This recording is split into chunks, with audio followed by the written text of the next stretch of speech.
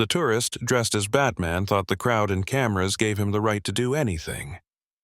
Amid laughter and applause, he brazenly crossed the line, trying to humiliate the Queen's guard, convinced there would be no reaction. But with a single step forward and 2 words spoken with icy authority, the guard shocked everyone. The crowd fell silent, and what happened next forever changed their perspective on tradition and honor. Let's start from the beginning. He was kicked out of the gym and publicly humiliated for wearing a bright red MAGA hat he wore with quiet confidence. The manager, reveling in his authority, canceled his membership, thinking the matter was settled. But little did he know, this man was the new owner of the entire fitness chain. What happened next turned everything upside down. It was a crisp London morning, the kind that wrapped the city in its timeless charm. The Queen's Guard stood at their posts, stoic and immovable as ever, a testament to centuries of tradition. Among them was Sergeant William Will Hargrave, a veteran guard known for his unshakable resolve and respect for the royal code.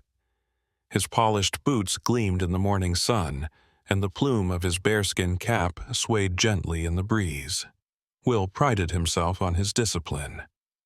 The routine of guarding Buckingham Palace was more than just a job to him. It was a calling. Today was meant to be routine, until it wasn't. The usual throng of tourists filled the square, their cameras flashing and their laughter echoing off historic walls. Families clustered together, snapping photos, while street performers added a lively background to the scene. But one figure in the crowd immediately stood out. A man, clad head to toe in an elaborate Batman costume, swaggered toward Will's post. With his cape dramatically flowing behind him and a self-assured smirk beneath the cowl, he was clearly here to put on a show. His confidence was palpable, almost as if he believed he truly was the Dark Knight. "Oi, mate," the self-proclaimed caped crusader hollered. "Don't you think Gotham needs me more than the Queen does?" Laughter rippled through the crowd, some amused, others unsure of how to react. Will, as always, remained silent and statuesque, his steely gaze fixed forward. The familiar sound of shutter clicks surrounded him, but this time the energy felt different. The man circled closer, making exaggerated gestures as he acted out his superhero persona. "Protecting the realm, huh? Don't worry, I'll handle the villains today." He puffed out his chest, striking a dramatic pose. The tourists' phones were now trained on the spectacle, eager to capture the clash between tradition and absurdity. Children pointed and giggled, while some adults exchanged disapproving glances. Will felt the tension rise. His duty demanded silence and composure, but his instincts told him this was only the beginning. He braced himself, knowing that such antics often escalated. The guard's training emphasized endurance, but moments like these tested even the most seasoned veterans. It was a typical Tuesday morning at Iron Grip Fitness, a bustling gym known for its sleek equipment and vibrant community. The morning crowd had settled into their routines, weights clanging, treadmills humming, and chatter filling the air. The tranquility was disrupted when a man in his late 40s walked in, donning casual workout gear and a bright red MAGA hat. The man, Samuel Harrington, radiated quiet confidence. His calm demeanor stood in stark contrast to the storm brewing behind the front desk. Ryan, the gym manager, a sharp-dressed man in his late 20s with a perpetual air of superiority, noticed the hat immediately. His jaw tightened, his eyes narrowing in disdain. Samuel greeted the receptionist with a warm smile and a polite nod. "Good morning," he said, scanning his membership card. The receptionist hesitated, stealing a glance at Ryan, whose glare seemed to demand action. As Samuel made his way to the treadmill, Ryan couldn't hold back any longer. He strode across the gym floor, weaving through the crowd, his sneakers squeaking against the polished tiles. "Excuse me, sir," Ryan said, his tone clipped. Can I have a word with you? Samuel stepped off the treadmill, his expression neutral but curious. Of course, he replied. What seems to be the problem? Ryan's lips pressed into a thin line. We have a policy against clothing that creates a hostile environment. I'm going to have to ask you to remove the hat. Samuel blinked, clearly taken aback. A hostile environment? It's just a hat. It's more than just a hat, Ryan snapped. Some of our members find it offensive. We're an inclusive space, and that's not the kind of message we want here. Samuel's calm demeanor didn't waver. I'm here to work out, not to make a statement. I don't see how this is hurting anyone. That's not for you to decide, Ryan said, his voice rising slightly. The commotion began to draw glances from nearby members. Rules are rules. Either take off the hat or leave. Samuel sighed and glanced around, noticing the hushed whispers and judgmental looks. All right, he said. Let's sort this out at the front desk. Ryan followed him, his chest puffed up as if he'd won a battle. Little did he know the war was far from over. Batman was not content with just taunts. He strutted up to Will, dramatically miming a monologue. Do you ever smile? Or do they bolt your jaw shut in training? The crowd chuckled nervously. A few scattered claps encouraged the man, who seemed to feed off the attention. When that didn't elicit a response, he took things further, his antics growing bolder by the second. The man bent down to pick up a prop batarang from his utility belt and tossed it near Will's feet. Don't worry, buddy. I'll handle the villains today. Still, Will stood firm, his rifle steady, his expression unreadable. The crowd grew restless, some laughing at the antics while others murmured disapproval. The tension was palpable, and the square seemed to hold its breath, waiting for Will to react. A child's voice broke through the noise. Mommy, why is that man being mean to the soldier? The mother hushed her child, but others around them began to echo the sentiment. Show some respect, one older gentleman barked, his tone laced with indignation. Batman ignored them, emboldened by the attention. He began to strut in exaggerated circles around Will, waving to the crowd like a performer in a circus. The tension peaked when the costumed man lunged forward, pretending to inspect Will's uniform. Wow, this is some serious gear. Where's the bat signal on this thing? He quipped, tugging lightly at Will's sleeve. A collective gasp swept through the crowd. The guard's uniform was sacrosanct, and this was a blatant overstep. The air grew heavy with anticipation as everyone waited to see what would happen next. At the front desk, the atmosphere was tense. The receptionist, a young woman named Emily, looked visibly uncomfortable as Ryan and Samuel approached. Ryan leaned over the counter, his expression a mix of irritation and self-satisfaction. Emily, cancel his membership, Ryan demanded, his tone leaving no room for argument. Emily's eyes widened. Cancel it? Are you sure? He's been a member for years. I'm very sure, Ryan snapped. Process the refund and remove him from the system. Samuel stood silently, observing the scene with an almost amused detachment. Emily hesitated, her fingers hovering over the keyboard.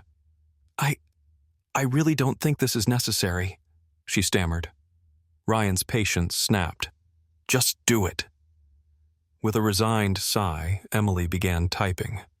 The tension in the air was palpable as she completed the transaction. She handed Samuel a printed receipt, her hands shaking slightly. Samuel took it with a polite nod. Thank you, Emily. I'm sorry you had to deal with this. His calm voice contrasted sharply with Ryan's brashness. Ryan crossed his arms, smirking triumphantly. There. Problem solved. You're no longer welcome here. Samuel folded the receipt and slipped it into his pocket. He looked Ryan in the eye, his gaze steady and unyielding. Fair enough, he said, but I'll be in touch. Ryan laughed dismissively as Samuel walked out. Little did he know the seeds of his undoing had just been sown.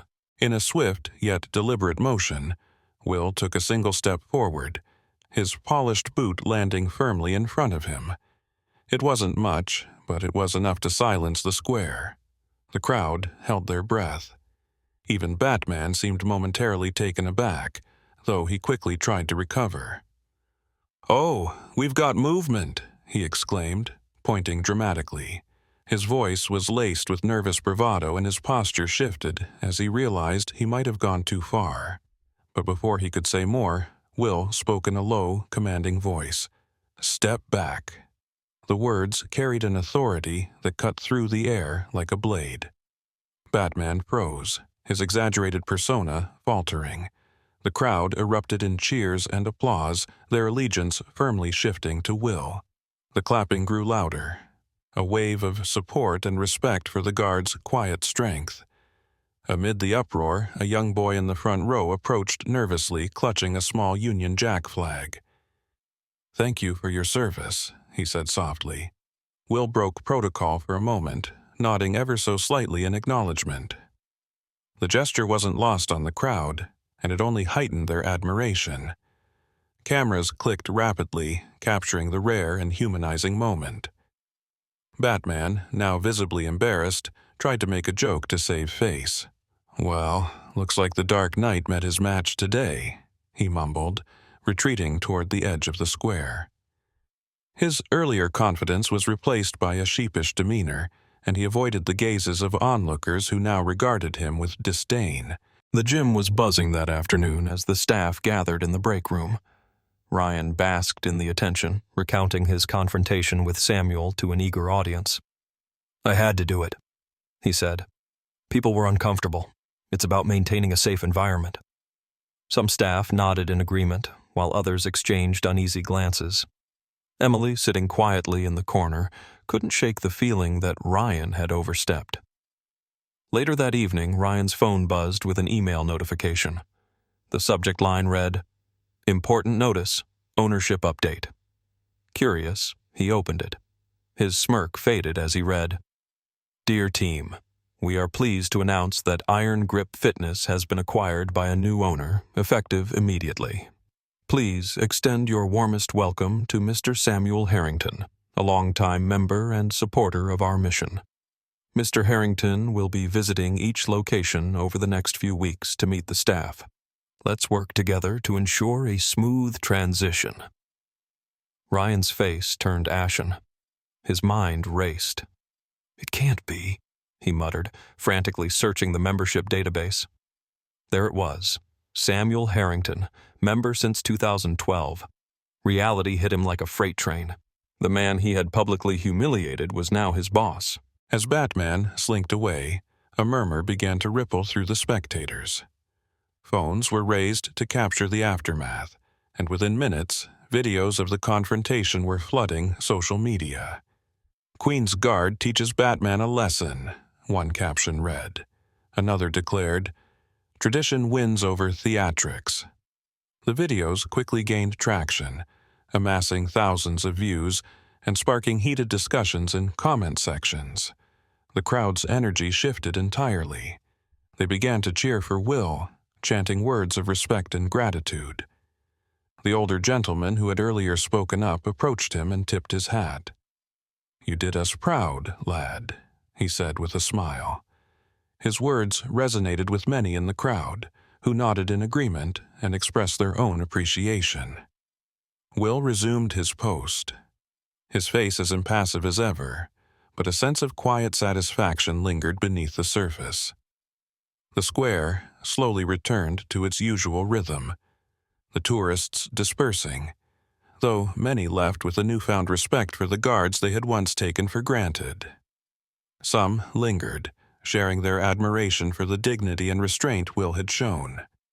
Far from the square, the man in the Batman costume sat on a park bench, scrolling through the viral videos. The comments were brutal. "Disrespectful clown," one read. Another simply said, "This is why tradition matters."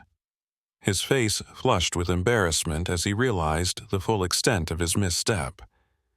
He pulled off his cowl, his earlier bravado now a distant memory.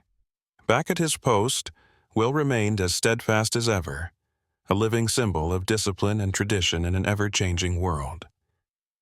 The cheers and support he had received were a testament to the enduring value of respect and honor, and for at least one day the lesson he imparted was one the crowd would not soon forget.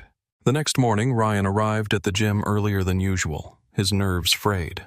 He had spent the night rehearsing apologies, but no amount of preparation could ease his anxiety. At precisely 9:00 a.m., Samuel walked through the doors, accompanied by a group of corporate executives. He was dressed sharply, his presence commanding attention. The staff quickly gathered, some whispering among themselves, others pretending to be busy. Samuel greeted each employee warmly, taking time to shake hands and exchange pleasantries. When he reached Ryan, he paused, extending a hand. "Good to see you again, Ryan." Ryan's mouth went dry. He managed a weak handshake and a mumbled, "Mr. Harrington, I didn't realize." "That I owned the gym?" Samuel finished, a faint smile playing on his lips. "Understandable, but I do expect my staff to treat every member with respect, regardless of personal opinions." Ryan opened his mouth to respond, but Samuel raised a hand.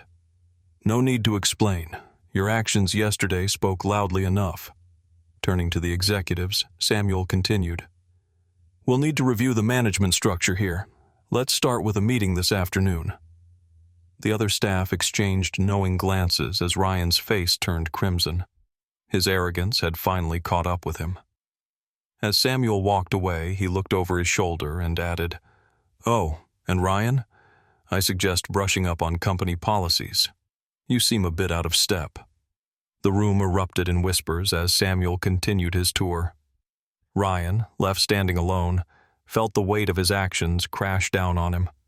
Justice had been served, and Samuel Harrington had the last word.